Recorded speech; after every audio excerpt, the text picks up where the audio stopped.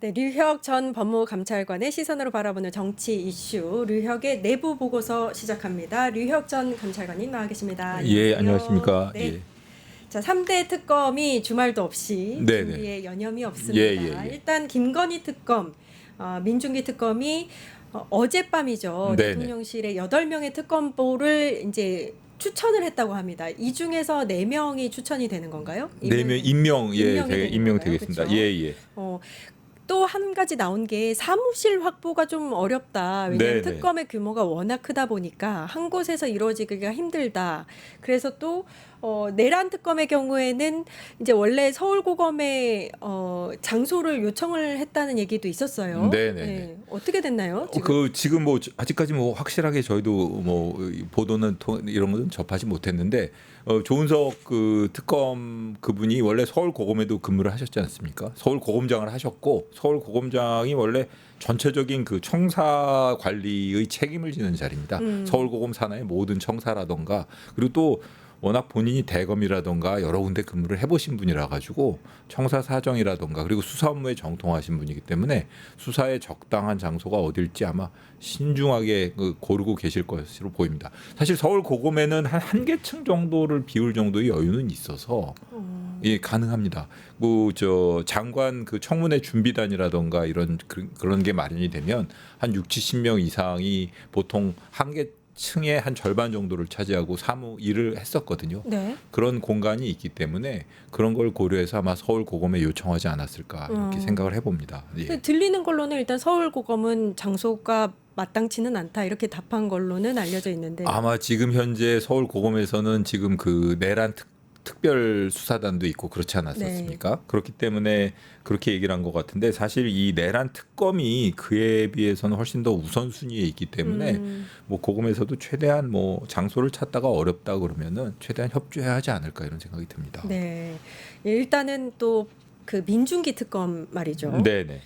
판사 출신이란 말이에요. 예, 근데 예. 왜 김건희 특검의 특검으로 임명이 됐느냐에 대해서 좀 이야기가 많습니다. 원래 이제 수사의 영역이 아니냐. 네네. 근데 왜 판사가 맡느냐 뭐 이런 얘기들이 있는데. 뭐 걱정 안 하셔도 될 것 같습니다. 네. 그 기본적으로 특검은 전체적인 그 사건의 진행 방향이라든가 이런 부분만 정해주시면 되는 거고 사실 이 사건의 경우에는 그 검찰 내부의 구성원들을 상대로 수사를 할 수도 있습니다. 예를 들어 사건 축소 은폐 경위라던가 혹은 뭐 수사가 지연된 경위라던가 혹은 이 뭐 저 도이치모터스 사건이나 혹은 명품백 사건에 있어서 의사 결정 과정이라던가 이런 것도 짚어보게 되면 검찰 내부의 구성원들을 들여다볼 수도 있는 데다가 또 한 가지는 이미 검찰에서 무혐의 처분을 했기도 했었고 그다음에 또 이 김건희 씨가 지금 과거에 그 검찰 직접 수사를 담당했던 사람들과 뭐 관계라던가 이런 게 여러 가지로 의심받고 있지 않습니까? 네.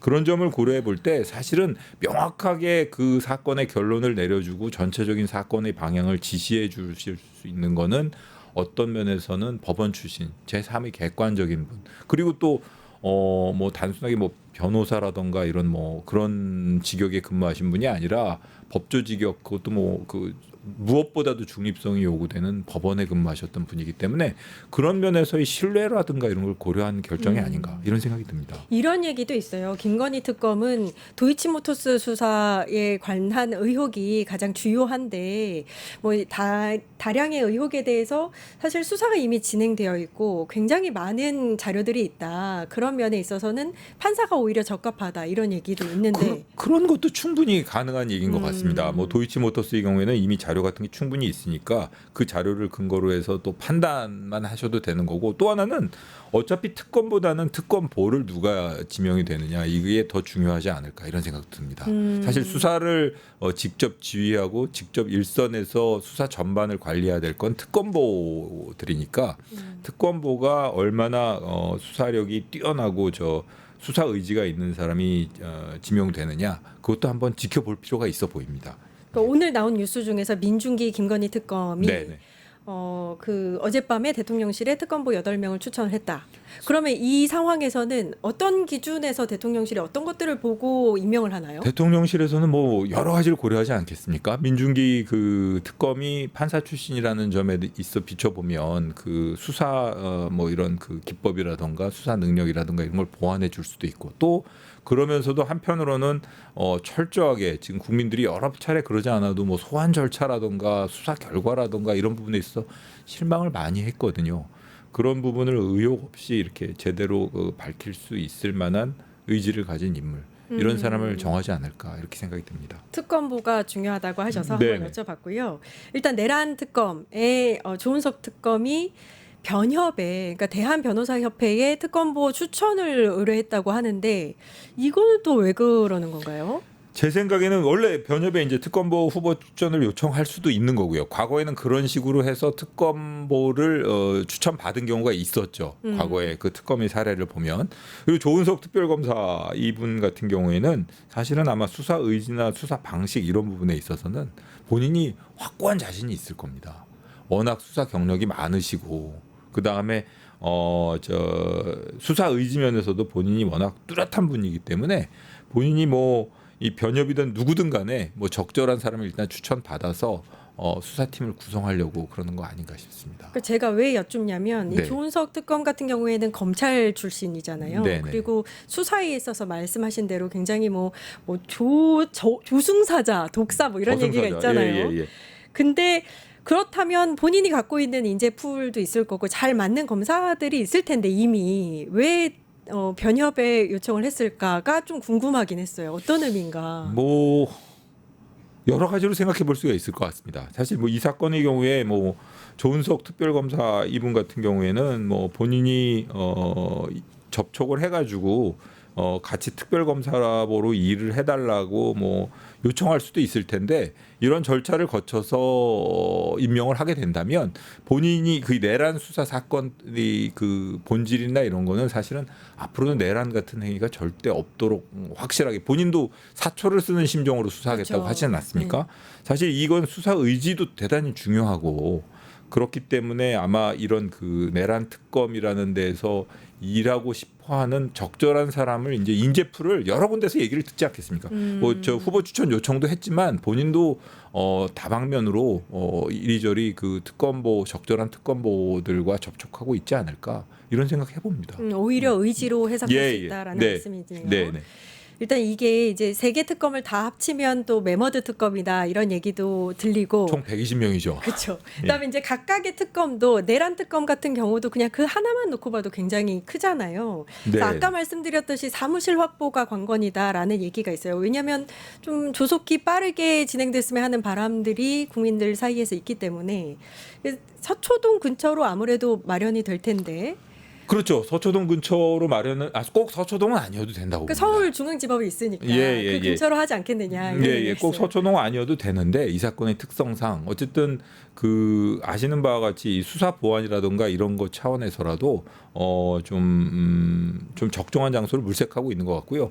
그 최근에 보면은 요즘에 그 과거에 그 검찰에 근무했던 그 사무 행정 업무 담당하시는 분들을 몇 명을 좀 구하셨더라고요. 옛날에 그 검찰에 사무국장 하시고 이러던 분들을 그 사무실로 불러가지고 지금 현재 직원들을 다 물색하고 있고, 제가 아는 아는 퇴직 직원, 퇴직을 앞둔 직원 혹은 뭐 수사관들 중에는 전화를 받은 사람이 있습니다. 아, 그래요? 예, 그래가지고 본인들이 이제 뭐 다른 일을 하고 있다 그래서 고사를 했다는 사람들도 있고, 오히려 다른 사람을 추천하기도 했고, 지금 특검 내에서도 단순하게 검사만 필요한 게 아니라 사실은 특검사 전체의 방어 인력이라던가 혹은 뭐 여러 가지 수사 보완, 뭐 포렌식 여러 가지 인력이 필요하기 때문에 다각도로 지금 사무국장 출신 검찰 수사관 한 분이 가가지고 전체적으로 지금 이제 뭐 사람들하고 계속 접촉하고 있다고 합니다. 제가 아는 분하고도 오늘 오전에 같이 시간을 보내다가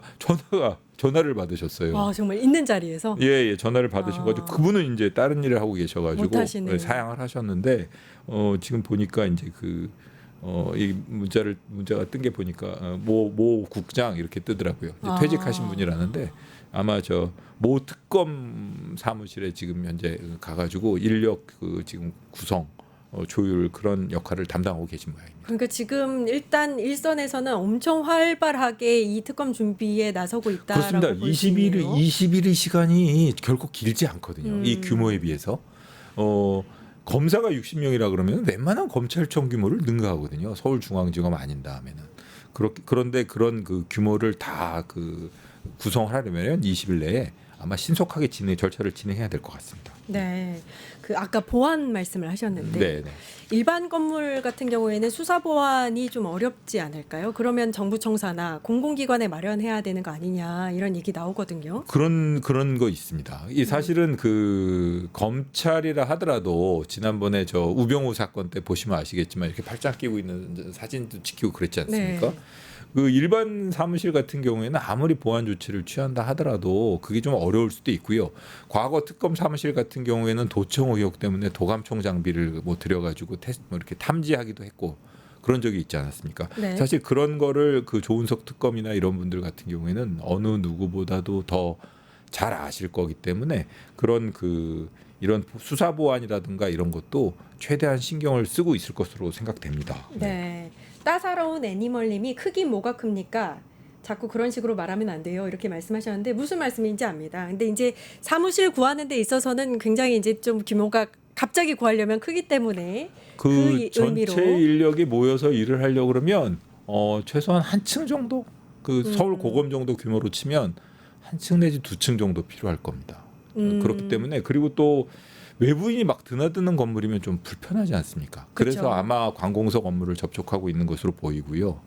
그리고 이 수사의지면에서는 뭐 아까 조은석 특검 부분 말씀드릴 때 제가 말씀을 안 드렸는데 그 윤곽근 변호사, 그 윤석열 씨 변호인 거기가 연수원 동기거든요. 그래서 아마 조은석 특검이 이 사건을 그렇게 만만하게 물러설 사람이 아니라는 건 누구보다 잘 알 겁니다. 그렇기 때문에 왜 제가 지난번에도 말씀드렸지만 뭐 이렇게 두 다리 뻗고 잠자기 힘들 거라고 제가 슬쩍 말씀드렸지 않습니까? 네. 그런 것처럼 조은석 특검 이분이 수사의지 면에서는 절대로 보통 분이 아니세요. 그러니까 한번 저는 좀 이렇게 좀 지켜보면 아마 재밌는 일들이 많이 생길 것 같다는 생각이 듭니다. 그러니까 예. 저승사자가 아니라 조승사자래요. 성을 따서 조씨 독사라고 합니다. 네네네. 좀 기대가 되고요. 네. 일단 최상병 특검 같은 경우에는 이 이명현 특검이 VIP 경로설에 대해서 가장 먼저 물었다라는 뉴스가 나오면서 이 특검의 가장 큰 쟁점을 VIP 경로로 보는 게 아니냐. 그리고 계엄도 이 VIP 경로설에서부터 출발한 걸로 보는 시각도 나오고 있어요. 이거 네네. 어떤 의도라고 보세요? 이게 지금 보면은 이 사건 VIP 경로설에 대한 가장 큰 피해자가 어떻게 보면 박정원 대령 아니겠습니까? 그렇죠. 뭐 최상병 사건, 뭐 최상병이 목숨을 잃은 게 어떻게 보면은 참 가슴 아픈 일인데 이 박정훈 측 변호인이 어떻게 보면 이 사건에 있어서 고발인 내지는 고소인의 위치에 있다고도 볼 수 있습니다. 그리고 사건 전반에 대해서 이걸 갖다가 이 사건 전체를 바로잡고자 하는 쪽의 입장을 제일 잘 대변하고 있는 입장이라고도 볼 수 있고요. 그렇기 때문에 사건 전반을 어떻게 객관적으로 파악하고 향후의 수사 방향을 결정하기 위해서는 이 박정원 측 변호인을 첫 번째로 만날 필요가 있어 보입니다. 어떻게 보면 고발인 조사 비슷한 거라고도 보실 수 있을 것 같고요. 또 하나는 이 최상병 특검이 결국은 그 취지 자체는 그거 아니겠습니까? 그 사건을 그냥 순리에 따라 처리되면 그대로 처리되도록 그냥 두면 될 것을 쓸데없이 국가 최고 책임자라는 사람이 그 사건으로 목숨을 잃은 해병의 명예나 이런 거 고려하지 않고 그냥 뭐 화를 내고 그래가지고 전체적인 의사결정 구조라든가 그 이후의 진행 상황을 다 왜곡시켰다는 거 그게 본질 아니겠습니까? 그렇죠. 그리고 얼마나 화를 내서 어떤 얘기를 했길래 도대체 이런 사태 왜곡이 벌어지고 박정원 대령은 기소까지 되게 만들었는지 이런 부분에 대한 진상규명이 필요한 거 아니겠습니까? 예. 그런 출발점으로 아마 박정원 대령의 변호인을 만난 거 아닌가 이렇게 생각해 봅니다. 알겠습니다. 자, 20일간의 준비 기간이 있기는 하지만 굉장히 타이트하게 빠르게 주말도 없이 진행되고 있기 때문에 다음 달 초에도 출발할 수 있을 것이다라는 전망도 나옵니다. 세계 특검에 대해서 이야기를 나눠봤고요.